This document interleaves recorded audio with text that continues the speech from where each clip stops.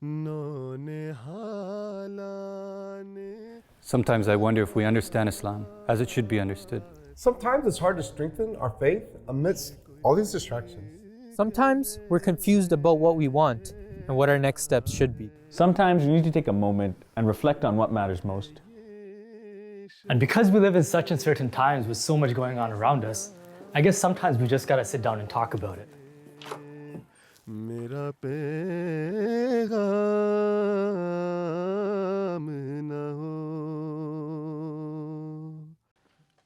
Bismillahirrahmanirrahim. So last night I was doing some calculations with regards to Chanda payments. And some thoughts crossed my mind. You know, a lot of people ask a lot of things about Chanda. You know, why is it that Jamaat collects Chanda? You know, about the amounts, sometimes why is it so much? And just to, answer some of these things, like we know about zakat as Muslims. And some people will say that, you know, Chanda is a new creation by Jamaat Ahmadiyya. So what's the difference between Chanda and zakat?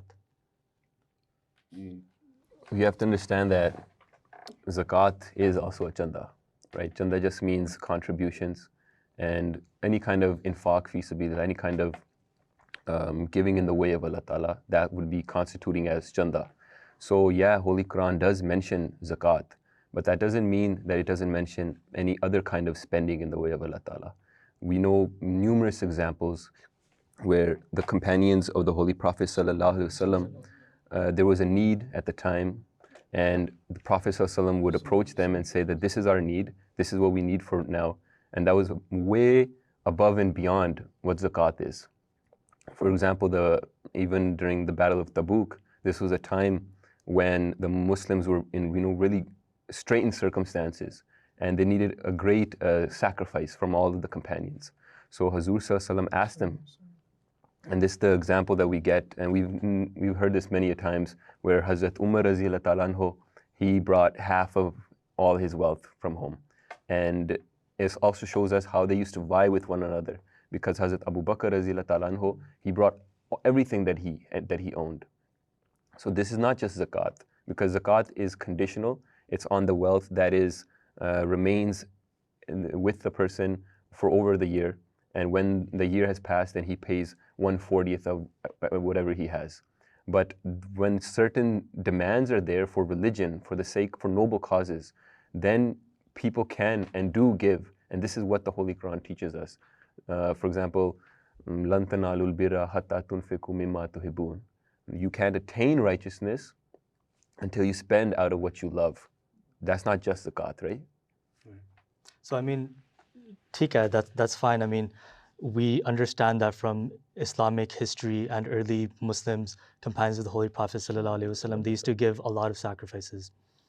But some people will say that, you know, Chanda is mandatory and you have to give it. It's not a sort of, personal choice that somebody has. So what would you say to that? You know, some people will say that, you know, if you don't give Chanda, then, you know, then you're looked down upon or something within the Jamaat as well. Right? What would you say to that? I think the difference is that, you know, as Hanan Sobisa was mentioning, we have to see that originally when the Holy Prophet ﷺ, a lot of the commandments that came through him, they were implemented in a different way. And later on, even in the Khilafat, right after him, they were implemented in a different way. By the grace of Allah Ta'ala, the promised Messiah was foretold that the final victory of Islam is going to happen through our Jamaat. So as a result of that, even in his own lifetime, he tried and he established certain things systematic.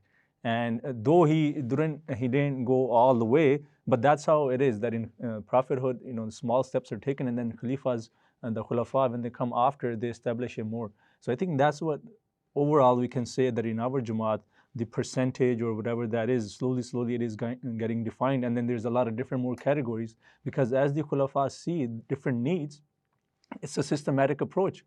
And the promised Messiah, he was very clear, you know, the five branches he mentioned for the victory of Islam. All of those, they require financial sacrifices. Sometimes the issue is that people are, you know, ignorant, or maybe they're not aware of why we're doing this. And as a result of that, you know, they might have questions. But as far as spending in the way of Allah is mentioned, this is something that is done in each community. It's not something our community started, and it's not something the religion of Islam started, for that matter, right? All the earlier prophets, when they came, for example, if you read the Bible, Hazrat Jesus Christ, Islam, he was saying the same thing. Moses, Abraham, so all the prophets, they were demanding financial sacrifices from their companions, from their followers. The only difference is that our Jamaat has made it more, brought a systematic approach to it. And in actuality, if you look at it, it's much easier this way. The reason being, for example, as Hanan Sahib was mentioning, there's a fixed amount, right, with everything. So I know that, okay, I have to give this much. Whereas earlier on, what happens is that when the community is small, all the followers, I would say 95, even more percent of the followers are right there in front of the Prophet. So he's able to make an appeal, whatever the situation is, and they're able to address it. So as the community starts to grow, there has to be a systematic approach. And we can see that not only in Chanda, for example, if you look at our community, now each country has its own president, Amir. Within that, you have the auxiliary organizations. And all the branches, they have their own presidents, right? And then you go to the regional level, you go to the local level. So all of that is a result of having a systematic approach to things. So similarly, when it comes to Chanda, there's a systematic approach that, okay, if you're earning member, you pay this much. If you're a non-earning member, you pay this much. Then if you're a Musi, you pay this much. If you're not a Musi, you pay this much. Chanda Jalsa Salana is this much, this percent of your income. Then you have the auxiliary Chanda Jat as well.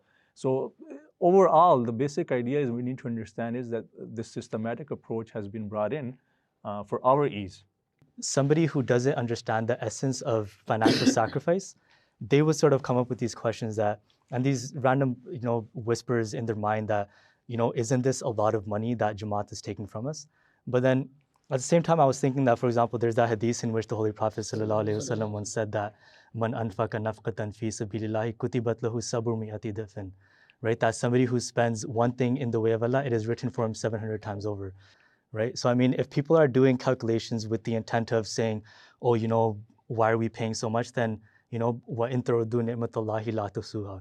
Right? That if you try to count the blessings of Allah, you will never be able to number them. It reminds me, I think it was in Germany, or maybe it was with Imam Sahib, I'm forgetting the person, but they were mentioning that how, people sell insurance, life insurance. Yeah. So one person, he knocked at the door and he's like, I'm selling life insurance, right? Yeah. So the person said, he responded that, I already have life insurance, don't worry about it, So he's like, what are you paying? And he said that, 1/10. So he's like, that's a really high premium if you're paying 1/10. But he's like, in return, I'm guaranteed heaven. Right? Yeah. So it's one of those things that, the blessings, as you said, that as the Holy Quran says, you can't count the blessings. And if we look at these people, for example, let's say that person who's making that calculation that he's earning $50,000 sitting here in Canada. If you look at our community in Canada, it was established very recently. And by the grace of Allah Ta'ala, majority of the MDs are doing really well. So if that young Khadim is sitting at home and he's thinking, okay, I'm working hard and I'm making $50,000, and out of that, 10,000 I have to pay for the Jamaat. But he should just think one generation back, that how much was his father making? And this is a point, one missionary, he told me, he said that, one time he was having an argument with the non-Ahmadi and nothing was working. So in the end, he said, okay, you know what, let's do this. We go to a village and you knock on all the non-Ahmadi doors and I'll knock on all the Muslim doors, Ahmadi Muslim doors. And we're only going to ask them that your past 4 or 5 generations, where did they start from and where are they now? And I'll ask the same to the Ahmadi. And we'll make a comparison that whose life, generation by generation, has become better, right? And that person, he's like, okay, now I understand. So this is what it is. And these were the promises given to the promised Messiah, right? And we can see that now by the grace of Allah Ta'ala, our youth, I mean, when I came here, even my parents, I remember when we came, my parents, they sent me shoes and they were from Byway. That store doesn't even exist anymore. And they had the Mighty Ducks, the logo at the side. And I was like, these are the coolest shoes ever, But now we have, by the grace of Allah Ta'ala, a lot of the Khudam, a lot of Nasirat, Lajna, they're, living the life, so to speak. So these are the blessings of spending in the way of Allah Ta'ala. So if we continue to do that, then, as you mentioned, Allah Ta'ala says, and as the hadith you mentioned, you're getting back so much more. But sometimes it's difficult to quantify. But overall, if you look at it, and at the same time, an excellent, I think, parallel can be drawn between our community and those who rejected Khilafat, the Lahori community. So if you look at where we stand as a community today and our members where they stand and where that community is now, you'll clearly see that there's a difference, night and day, right? So this is all because of the financial sacrifices we're making and remaining attached to the institution of Khilafat, and whatever tahrikat, appeals the Khalifa Waqt makes, we say labbaik to that. I think I was going to say that to your question, for somebody, the example you gave, who is making 50,000 and then it ends up being a very high number. If that person, and you probably put in all the different categories of wasiyat and everything, right?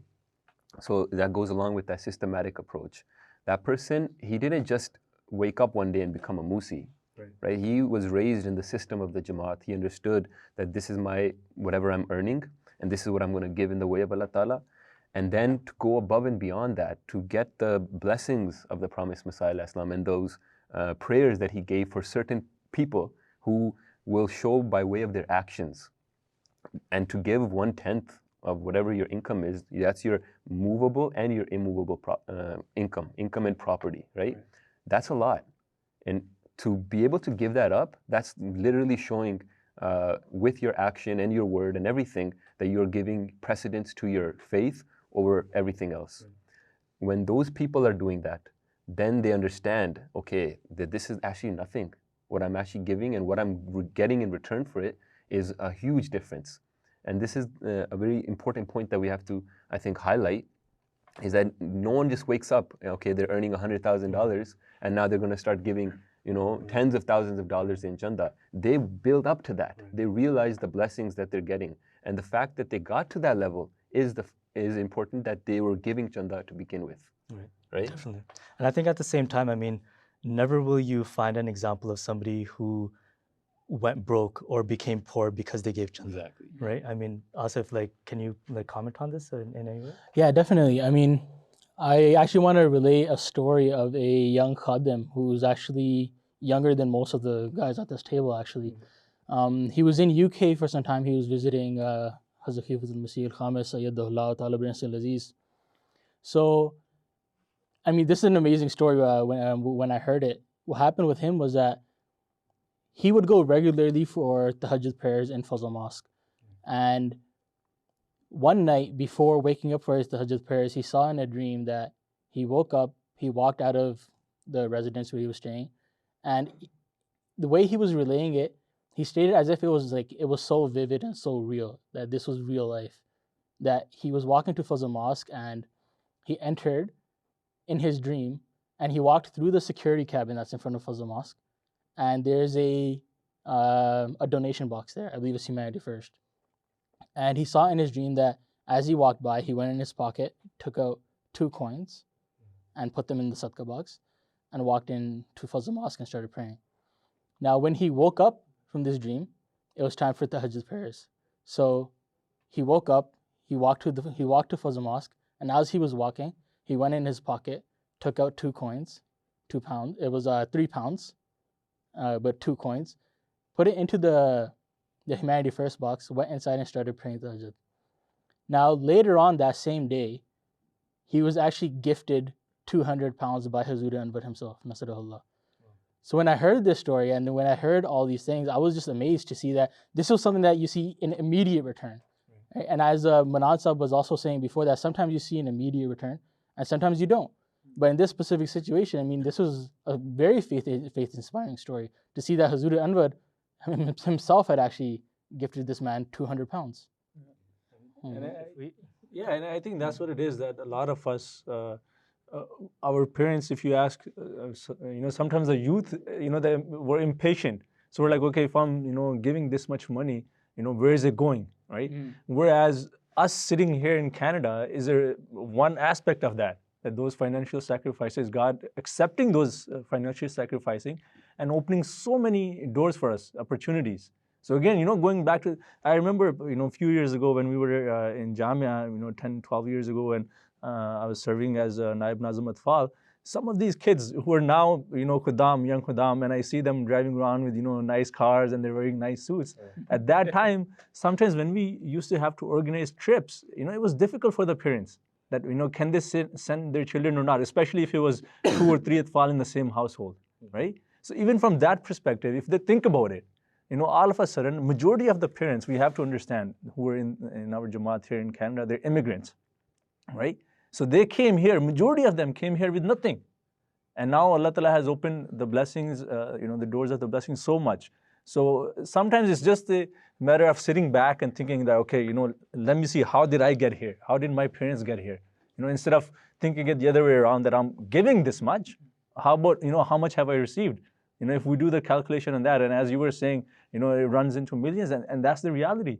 That even, for example, you look at overall the Jamaat in Canada, by the grace of Allah Ta'ala, the way it's expanding, we have now, I think, 90 plus chapters. If you go, a few years back, you could count the chapters, on both hands. So all of this, it's a matter of perspective, and it's a matter of, sitting down and thinking that, okay, if I'm spending this much, what am I getting back? And you'll see that if you make an honest reflection, you'll see that, yes, you are getting a lot, way more than what we deserve. We're getting I think that a lot of the questions that surround Chanda, like why does Jamaat take so much? What's happening with our Chanda? Why do we have to continuously give it? I think a lot of those questions arise because people don't know much details about the Chanda system itself. And I mean, if we were to just educate ourselves about the system as well and the different types of Chanda and what they're used for and what the purpose is, that would remove a lot of our questions. I mean, some of them are all of them, are noble causes that the money is going towards, right? I mean, so for this little thing that I'd like to do here, this little workshop, let's call it, that I have a receipt book, and members of the Jamaat know that whenever you give any sort of Chanda, you get a receipt in return. So on this receipt book, there are different types of Chandas that are written, and a lot of people will look at this and they won't know more than half of these things, right? I mean, somebody will know zakat, and somebody will know wasiyat. But for example, what's Chanda Aam? Okay, so Chanda Aam this is one of, you got to understand that there are certain Chanda which were stipulated at the time of the promised Messiah ﷺ. Those are mandatory Chanda Jat that we know as Ahmadis, all of us have to give in those. Chanda Aam is one of those, and Chanda Jalsa Salana is one of those. Chanda Aam is 1/16th of whatever income as an Ahmadi Muslim, whatever income you get, 1/16th of that goes towards these noble causes. That's what Chanda Aam is, right? But if a person happens to become a Musi, if he does wasiyat, now that 1/16th becomes 1/10. So he's giving more. Right. So he no longer has to give that Chanda Aam. Right. So we have Jalsa Sana, Tariqa Jadid, Waqf Jadid. What are some of these? This is a beautiful part that, a lot of these categories are mentioning, and you're saying that where does this money go? So we have a lot of smaller countries where the Jamaat is just getting established, and we have many established countries. So I'll give you one example that how this money is helping the people. So in the smaller countries, like for example, I have served in 5-6 different countries in South America. So we get our grants from Markaz because we're just starting out and we don't have many members, and even when we have members, they're paying very little. So, but to show that how it's helping. So for example, once I was in Bolivia, and I got a letter from Tabshir that, okay, there's this family and they've been detained in Bolivia, and you need to go find out, what happened, how did this happen. So this shows that, that family, they had arrived and there were some issues, but now they had nobody. So they reached out to the Jamaat, and the Jamaat then tells me, the missionary who's sitting there. So this is one blessing that, wherever you are in the world, whichever country you are in the world, by the grace of Allah, Jamaat is established in more than 200 countries. You have somebody there, a representative of the Khalifa is there, and they're there to take care of your needs. So one aspect is this, that, Tehreek Jadid, and Hazur mentions this, that how when that money comes in, it is spent to support the smaller missions which are unable to stand on their feet yet. And the beautiful part is that once that mission is mature enough, and once they have enough membership, once they're standing on their own feet, then they are helping other countries, right? So it's like a cycle that, it's like, for example, when you have a child, the parents, they teach that child, they do everything for that child, and once that child grows up, then it's the turn of the child now to take care of the needs of the parents. So it's like that. The other thing I wanted to say was that, sometimes people say there's too many categories, right? Whatever is mentioned here, that's not even all the categories. There are a lot more categories. But the reason I love that is because every time there's a genuine need, our Khalifa decides, whoever the Khalifa at that time is, that yes, this is a genuine need, and he makes an appeal. And it becomes a category. So this shows that how caring the Khalifa is. That, for example, I think a few months back we got a memorandum that there is a school being built in Rabwa for the kids with special needs. And Amdad Tulaba, I think Hazur mentioned that those who want, they should donate in that fund. So now this would show that especially those students who themselves were struggling financially at some time, and then they got help, and now they have reached somewhere in life, this would appeal to them that yes, you know what, this system actually helped me and I need to donate towards this. So this is what it is. Categorizing everything is, again, going back to that systematic approach, that there's a systematic approach where we have, clearly defined whatever this category is. And as a result of that, like, let's say, Asif Saab, okay, this category resonates with me. So I'm going to, apart from the compulsory chanda, I'm going to make it compulsory on myself that, what, I'm going to donate a little bit to this, I think the opposite we should look at too. For example, we have this systematic approach, and Tariq-e-Jadid and Waqf-e-Jadid are perfect examples of that. Hazrat Muslim Maud Razila Talanhu's like far-sightedness, what he saw into the future, it's actually quite brilliant. Because nowadays you see a lot of Muslim clerics or Muslim representatives, and they're making these same appeals. They're saying we have all these villages in Africa or anywhere other places in the world, and we need funds. And they're trying the same thing, but they're going at a very unsystematic approach. They're saying, okay, let's try to help these people and they make an appeal. But Hazrat Muslim Maud Razila Talanhu saw this system, and now we see the branches of it everywhere, in all across the world. It's very hard to find a country in the world where you don't find the blessings of it. So I mean, there's a lot of poverty among the Muslims as well, but within Jamaat Ahmadiyya, nobody ever goes hungry. Nobody is poor. Everybody is being assisted, and this is how they're being assisted. I mean, just like there's a lot of other things, like, I mean, if you're Ansar, Khudam, Lajna, whatever you are, there's Ijtima, there's for membership and stuff. So all of those are in this receipt as well. What are the Maryam Shadi Fund? So sorry, just to cut you off, but from that we need to understand that, for example, if we're giving for Qudam, Ansar or Lajna, all of those auxiliary organizations, they're organizing so much activities for you.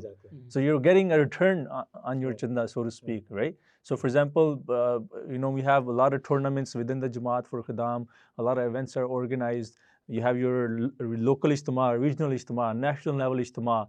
You get to stay overnight for 2-3 days. There's a lot of competitions, brotherhood. So there's a lot of those benefits. The other thing, before we move on, I wanted to mention is that, one great blessing is that in these 200 or so countries, you have free residence. Those who like traveling, when we were Jamia students, we traveled all across Europe, and that's, it was like, okay, we would send a letter that, through, again, the systematic approach, that through the Tabshir office, you send a letter to these countries, and, they would have to, even though, we were young and students, but still, they're treating us like royalty. You go there, somebody's there to receive you, they're serving you food, you have free lodging and everything, right? So there's a lot of blessings and a lot of benefits, but sometimes if we're not aware of that, then we're not able to take advantage. Right, definitely. So what are some of these other things that people might not know about the Maryam Shadi Fund and the Sayyidina Bilal Fund and the Yatama Fund? What are some of these? So the Maryam Shadi Fund has actually been established for those families who actually need financial help in regards to their marriages or marriage ceremonies and functions and whatnot. So that's the Maryam Shadi Fund. And again, actually a huge cost nowadays. Yes. Some families can't bear those costs. So in regards to the Maryam Shadi Fund as well, I mean, it's not only financial contributions. For example, there are people who will donate their sherwanis, right? So in Pakistan, like they'll have their Shadi function, and before leaving, they'll donate their sherwani to the Maryam Shadi Fund because they know that this is something that can actually be reused. So it's not only monetary, right? It can be other like assets as well that can actually be contributed. And going back to what Hanan Saab was talking about before, I just remember this point. The concept of jihad within Islam, that in the time of the Holy Prophet ﷺ, a lot of appeals were made. And we heard the event of Jang Tabuk, the event of Hazrat Abu Bakr Razila Anhu and Hazrat Umar Razila Anhu. Now, actually, while explaining the concept of jihad, Hazrat Muslim Razila Anhu actually wrote a letter to the mall department, I believe it was in Karachi. And he wrote saying that if you want to be like Hazrat Khalid bin Walid or Hazrat Saad or Hazrat Jarrah Razila Anhum, then in this day and age, Allah Ta'ala has opened a door for you. That door is jihad. Jihad by the pen, jihad of the nafs, right? And if we want to take part in the jihad of that time and reap those blessings which the Sahaba reaped, then in this day and age, the means to do it is financial sacrifice. Not only financial sacrifice of yourself, but also teaching other people what financial sacrifice actually truly is. So this is like a really cool point that actually just popped into my mind. I mean, speaking about the essence of financial sacrifice, I mean, people have to understand that the money that is given to them is given by Allah the Almighty. It's not something of their own doing. A lot of people will say that, oh, you know, we're the ones who became educated, we became doctors, and you know, now, you know, all of it was us. It was our effort and hard work that went into it. But God Almighty is the one who gives everything to us, and it is our responsibility as humans to assist other humans. I mean, it's our moral responsibility as well. Yeah, and the thing is, people don't realize this, and I always tell, for example, even my own, you know, children, my own, nephews and nieces, and a lot of the MD youth, I tell them the exact point you're making, that today, for example, you know, probably hundreds of thousands, if not millions of children are born, right? All across the world. Of those, how many are born in Ahmadi households? Right? Recently, Allah Ta'ala blessed me with the son. So he didn't deserve, or he didn't do anything to be born into my household. And at the same time, on that same day, on that same moment, in that same hospital, many other children were born. Right? So that's the point, that as you mentioned, that it's a great blessing of Allah Ta'ala. And those people who think that, okay, this is my own doing, they need to realize that there's a lot of people born in different parts of the world, and they don't have those opportunities, right? Even those of us sitting in these Western countries, we can make a comparison to our relatives who are still in Pakistan who are struggling. You know, you mentioned Sayyidina Bilal Fund. That is for those members of the community who have sacrificed their lives to assist their families. So imagine those Ahmadis in Pakistan who are struggling, right? So it should be, we should take it as an honor that we're able to assist them. I mean, a lot of great points were discussed here today. You know, the essence of financial sacrifice, how Chanda is not something new that was created. It's actually from the time of the Holy Prophet ﷺ. I mean, it's something that gives us immediate rewards. And there are so many stories. If we listen to the Friday sermons of beloved Huzur, may Allah be his helper, he narrates so many incidents. And it's just a matter of getting educated about Chanda so that all of these questions and all these whisperings that creep into our minds, they are finally removed. Jazakallah for sharing all of these wonderful stories and narrations. Jazakallah. Assalamu alaikum wa rahmatullahi wa barakatuh. नौने हालाने Jamaat